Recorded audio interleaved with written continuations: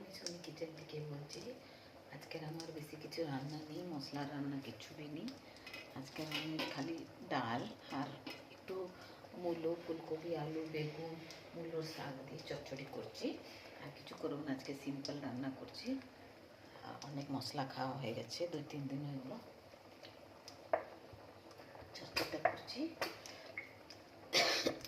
আমি কুকারে করছি।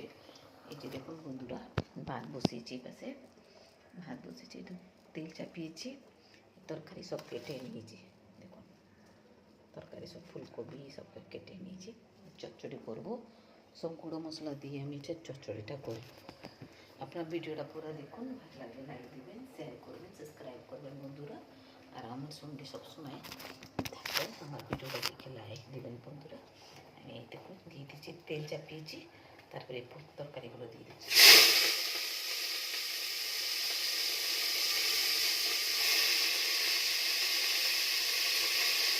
এইগুলো মূল্য খেতে ভালো লাগে, এই যে কবি মূল্য শাক সব দিয়ে, বেগুন সব দিয়ে।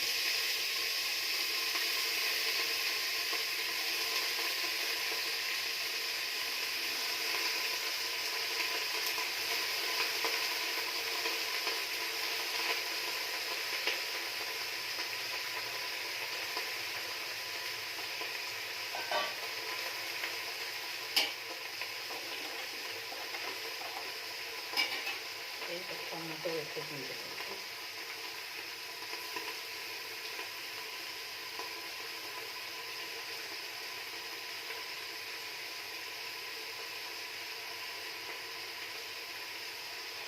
একটা টমেটো দিয়ে দিয়েছি, আর একটা টমেটো আছে, এটা আমি পুড়াবো। এটা পুড়িয়ে আমি লঙ্কা, রসুন, সরষের তেল আর এটা দিয়ে দেবো কাঁচা লঙ্কা দিয়ে, লেবু একটু চিপি চটকিয়ে খাবো। লবণ দিয়ে দিচ্ছি।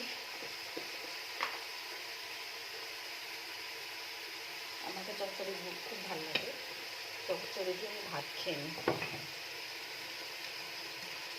গুঁড়ো মশলা হলুদ দিবি, একটা হাতে করতে থাকে না বললে সব দেখাতে পারি না। গুঁড়ো দিবি, জিরের গুঁড়ো দিবি, জিরের গুঁড়ো দিবি, ধনিয়ার গুঁড়ো দিয়ে দিই, নাড়াচড়া করে একটুখানি জল দেবো, খালি একটু জলটা দিয়ে সিদ্ধ।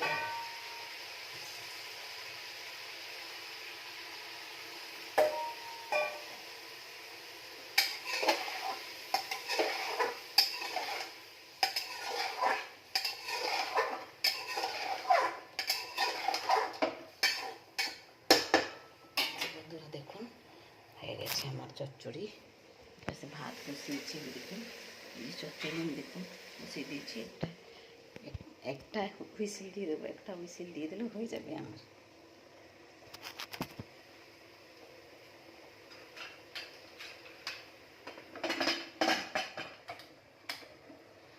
হয়ে গেছে বন্ধুরা, আজকে তার বড় লম্বা ভিডিও হলো না, কম অল্পই হয়েছে। আর আমার রান্না চচ্চড়ি হয়ে গেছে, ভাত বসিয়ে দিয়েছি, ডাল, বাস আর কিছু করবো না। বন্ধুরা আমার ভিডিওটা পুরো দেখবেন, ভালো লাগলে সাবস্ক্রাইব করবেন বন্ধুরা, লাইক দিবেন, কমেন্টে জানাবেন কেমনি লাগছে না আমার রেসিপি আপনাকে। থাকুন, ভালো থাকুন, সুস্থ থাকুন, নিজে ধ্যান রাখুন। নমস্কার।